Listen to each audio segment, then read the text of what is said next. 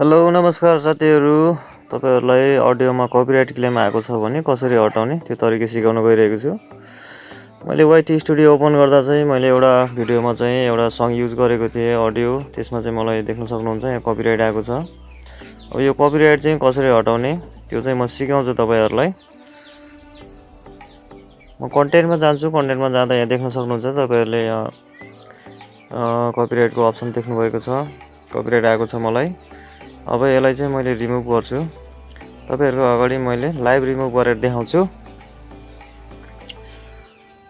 यसमा चाहिँ कपिराइटमै चाहिँ क्लिक गर्नु होला है। कपिराइटमा क्लिक गरेर त्यहाँबाट हामी चाहिँ रिभ्यु इश्युजमा जानुपर्ने हुन्छ। रिभ्यु इश्युजमा गइसकेपछि यहाँ देख्न सक्नुहुन्छ यहाँ चाहिँ ओभरभ्यू देखाएको छ।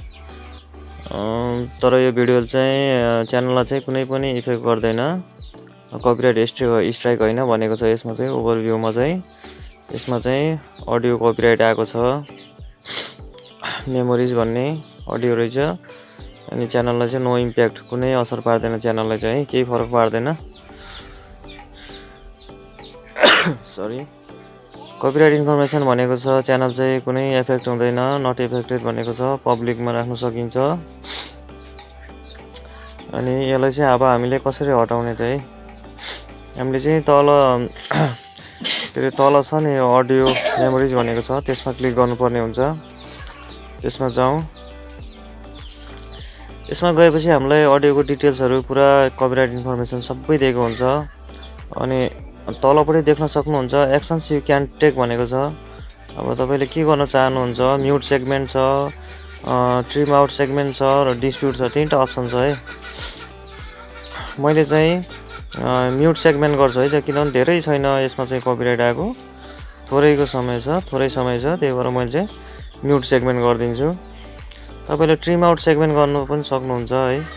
त्यो कस्तो छ, आफ्नो कुन तरिकाले कपिराइट आएको छ त्यो अनुसारले हो। यसमा चाहिँ यहाँ देख्न सक्नुहुन्छ 2 मिनेट 5 सेकेन्डबाट 2 मिनेट 23 सेकेन्डसम्म चाहिँ कपिराइट आएको छ। जुन चाहिँ यो माथिको भाग सेतो भाग छ नि हो, त्यो भागमा चाहिँ कपिराइट आएको है। त्यो भाग चाहिँ मैले म्युट गरिदिन्छु, भिडियो कट हुन्न, त्यो म्युजिक चाहिँ त्यो चाहिँ हुन्छ है, म्युट हुन्छ है। यसमा तपाईले प्रिभ्यू पनि गरेर हेर्न सक्नुहुन्छ। त्यसपछि कन्टिन्यू गरिदिनुस्। कन्टिन्यू गरिसकेपछि हामीले म्युटमा क्लिक गर्नुपर्ने हुन्छ। म म्युटमा क्लिक गर्छु। म्युटमा क्लिक गरिसकेपछि चाहिँ अब चाहिँ हाम्रो प्रोसेसिङ हुन्छ। यहाँ देख्न सक्नुहुन्छ तल छ, तल्लोपट्टि भागमा चाहिँ भिडियो एडिटिङ इन प्रोग्रेस भनेको छ। तल देख्न सक्नुहुन्छ यहाँ चाहिँ भिडियो एडिटिङ इन प्रोग्रेस भनेको छ। यो चाहिँ युट्युबले चाहिँ भिडियो एडिट गर्दैछ है। अनि यहाँ पछाडि फेरि कन्टेन्टमा ब्याक गरेर आउँदा यहाँ चेकिङ भनेको छ। ल देख्न सक्नुहुन्छ मैले अलिकति भिडियो कट गरेको थिएँ, तर त्यही नै भिडियो हो, यसमा चाहिँ कपिराइट चाहिँ आएको छैन, हटिसकेको छ। तपाईले हेर्न सक्नुहुन्छ। म फेरि पनि देखाइन्छु। यसमा चाहिँ रिस्ट्रिक्सनमा चाहिँ पहिला कपिराइट थियो भने अहिले चाहिँ नन देखाएको छ। यसरी चाहिँ हामीले के अरे अरूको अडियोहरुमा साउन्डहरुमा थोरै कपिराइट आएको छ भने यसरी हामीले म्युट गरेर ट्रिम आउट गरेर चाहिँ हामीले कपिराइट हटाउन सकिन्छ है त।